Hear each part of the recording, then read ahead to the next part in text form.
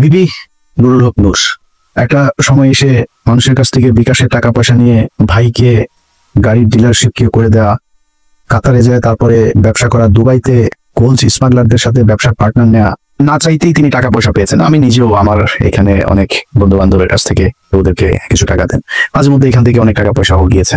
আপনি অস্বীকার করতে পারবেন যে আপনি মুসাদের সাথে দেখা করেন নাই? এটা অস্বীকার করতে পারবেন? আপনি অস্বীকার করবেন, যে বলবেন যে আমি এটা দেখা করিনি? করতে পারবেন না। কেন করেছিলেন? কোন পরিস্থিতিতে? কোন পরিস্থিতিতে আপনি করতে পারেন সেটা, কিন্তু আপনি করেছেন। আপনার বাংলাদেশের মানুষ আমার মনে হয় এর চাইতে বেশি কিছু আর দরকার নাই আপনার মতো একজন ভণ্ডকে পরিচয় করার, চেনার জন্য। ওইটাই এনাফ, গুড এনাফ।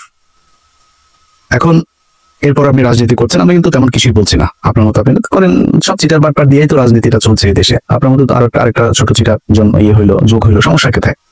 কিছু সময় তো আপনি হাসিনার বিরুদ্ধে কথাবার্তা, এই মানে গতকালকে ওনার সাথে আমার টেক্সট চালাচালি হয়েছে। উনি টেক্সট পাঠিয়েছেন, একটা মেসেজ পাঠিয়েছেন, কি পাঠিয়েছেন, কি বলতে চাইছেন এটা আমি শেষ অংশে বলছি আপনাদেরকে। তো ওনার সাথে ভালো সম্পর্ক। এর মাঝখানে একবার ওই যে মুসাদের সাথে দেখা করার পরে আমি ওনার বিরুদ্ধে একটা ভিডিও করেছিলাম, উনি কিভাবে মানুষের কাছ থেকে টাকা পয়সা টয়সা নেয় এটা নিয়ে। তারপরে আবার ওনার সাথে সম্পর্কটা উনি ভালো করেছেন। আমি চিন্তা করেছি খামাকে ওর সাথে ঝামেলায় যাওয়ার দরকার নেই, ঝামেলায় যায়নি। হঠাৎ করে এসে আপনি 2 দিন আগে বিদেশে বসে থাকা ইউটিউবার, ফেসবুকার এরা হচ্ছে গিয়ে বাংলাদেশে পরিস্থিতি খোলা করার চেষ্টা করছে।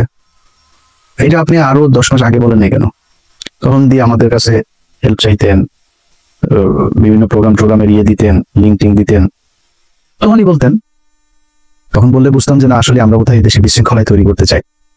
আপনি সেখানে আরো কিছু খুব গুরুত্বপূর্ণ কথা বলেছেন। শিলংয়ে গেলেন, শিলংয়ে যায় তারপরে সেখানে সাদা লুঙ্গি সাদা পাঞ্জাবি পরে বিশাল বাংলোর মধ্যে ঠ্যাঙের উপর ঠ্যাং তুলে দেয়া, তারপরে তিনি বসেই করেন, লোকজনের সাথে দেখা করেন, সাক্ষাৎ করেন, ছবি তোলেন, পোলাও কোরমা খায়, আবার পছন্দ মতো নারীও সাপ্লাই পায়, সবই পেয়েছে। তো কিছুই হয়নি। দেশে আসার পরে আজকে 10 মাস আপনাকে যদি এলো, ওনাকে একবার ডেকেছিল ওই আইসিটি, আপনার ইন্টারন্যাশনাল ট্রাইব্যুনাল যেটা,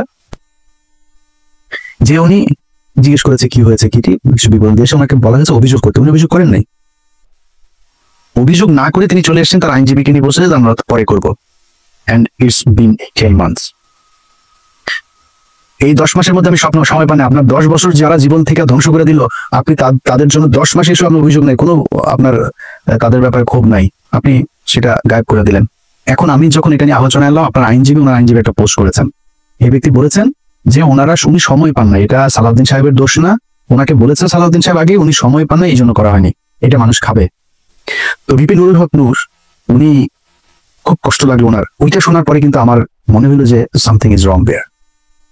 আমার এই গত কয়েকদিনে আমি কয়েকজন মানুষের যেই মানে তাদের যেই কি বলবো যে কার্যক্রম, তৎপরতা, এগুলো দেখে আমি কনফার্ম হয়েছি টাকা এক জায়গা থেকে বিশাল বড় অঙ্কের পেয়েছেন। আমি বিপিনুরকে আগের বার যেভাবে ধুয়েছিলাম না, বিপিনুর আমার সাথে কথা বলার প্রশ্নই আসে না, সে এরকম ছেলেই না, যথেষ্ট ঘাটতার আসে। এসে কেন? কৌশল। আমার সাথে সে ঝামেলা যাইতে চান, আমার সাথে ঝামেলা গেলে তার রাজনৈতিক ক্যারিয়ারে সমস্যা হবে। এখন সে এই ঝুঁকিটা কেন নিল? এইটার পেছনে এমন একটা অ্যামাউন্টের টাকা সে পেয়েছে যেটা তাকে বাধ্য করেছে এই কথাগুলো বলতে। ইলিয়াস আমার বিরুদ্ধে বললো, পিনাকি আমার বিরুদ্ধে বলবে, কনক সারা বলবে, সমস্যা হবে না।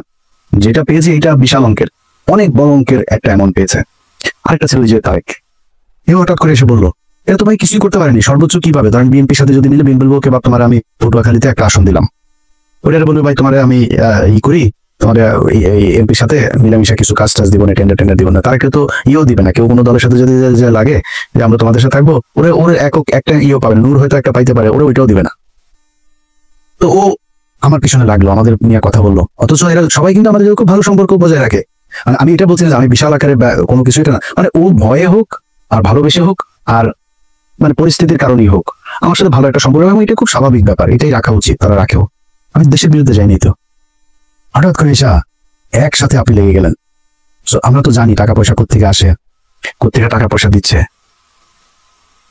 আমরা তো বিক্রি হয়নি কারো কাছে, আপনারা বিক্রি হয়ে গেলেন। ওটা টাকার জন্য আপনার পুরো ক্যারিয়ার ধ্বংস করে দিলেন। এই বাটপার এর আগে একটা কাজ করেছিল, সে সকাল থেকে কনক ভাইকে অনেকবার ফোন দিয়েছে, আমি কনকের সাথে ছিলাম, অনেকবার ফোন দিয়েছে সে। তো আমরা বন্য আলাপে ছিলাম, ফোন টোন ধরা হয়নি, কার পাঠিয়েছিল আমাকে, সে ব্যাখ্যা দিয়েছে। সে ব্যাখ্যায় সে বলেছে, কি বলেছে চলেন ব্যাখ্যাটা আগে শুনি। ওই যে শেখ হাসিনা এখানে গণভবনে গিয়ে যে বক্তব্য দিয়েছিল, সেটা ব্যাখ্যাতে তার জবাবটাতে আপনারা সন্তুষ্ট হন কিনা চলেন। তার এই যেটা সে বলেছে এটাতে আপনারা সন্তুষ্ট কিনা আপনারা নিজের কাছে জিজ্ঞেস করেন। দেখেন, তাকে নাকি তার বাবাকে চাপ দিয়ে তারপরে তাকে সেখানে যেতে বাধ্য করেছে। বাবাকে আপনার কি মনে হয় বিপিন নূর যা যা করেছে সেটা যদি সাজানো নাটক না হয়? আমার তো মনে হয় প্রতিটা ঘটনাতেই তার বাবা মাকে চাপ দিয়েছে। আরে ভাই, আমার বোনের হাজবেন্ডকে চাকরি থেকে বের করে দিয়েছে, আমার ভাইদেরকে একবার ওই জেলায় একবার ওই জেলায়, আমার ভাইরে কনস্টেবল আমার বাসার নিচে যায় দোতলা থেকে ডাক দেয়, এই নিচে নেমে নেয় আমার ভাইরে।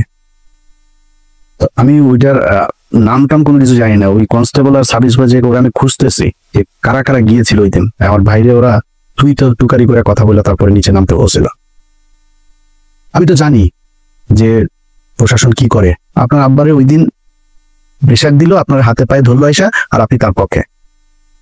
আপনার বলছিল যে বক্তব্যের শেষে জয় বাংলা বলবেন, জয় বাংলা বললেন কেন?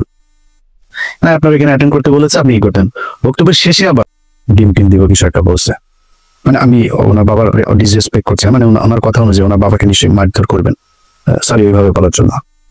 তো বললাম এটা আপনার বাবাকে মানে রিমান্ডে নিবে, মারধর করবে এরকম বলেছে। আপনার বলছিল যে আপনার মায়ের মতো শেখ হাসিনা, দুইজন মানুষ আপনি বড় হয়ে দেখেছেন আপনার মায়ের মতো শেখ হাসিনা, এর বিপিন নূর।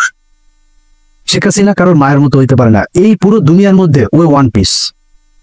শেখ হাসিনার এই পিস আর সারা পৃথিবীতে জীবনে কোনোদিন জন্ম হয় নাই ফেরাউনের মতো, এটাই এক পিস, এটাই এখন এই পিস সারা দুনিয়ায় নাই, সামনে আর আসবেও না।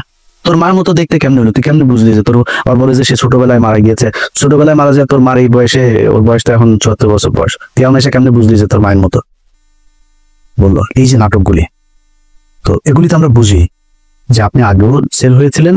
সেদিন ওইখানকার এসএসএফ এর একজনের কাছে শোনা আপনি ব্যাগ নাকি নিয়েই বের হয়েছিলেন। সত্য মিথ্যা এটা আপনি বলতে পারবেন, কি হয়েছিল, কেন এত কিছু করেছিলেন? আমরা যেটা বলতে চাই, অ্যালার্মিং যেটা আপনি কি করেছেন না করেন সেটা একান্ত ভাই আপনার ব্যাপার। যেটা অ্যালার্মিং, এই ধরনের ছোট ছোট রাজনীতিবিদরাও যদি নাকি বিদেশ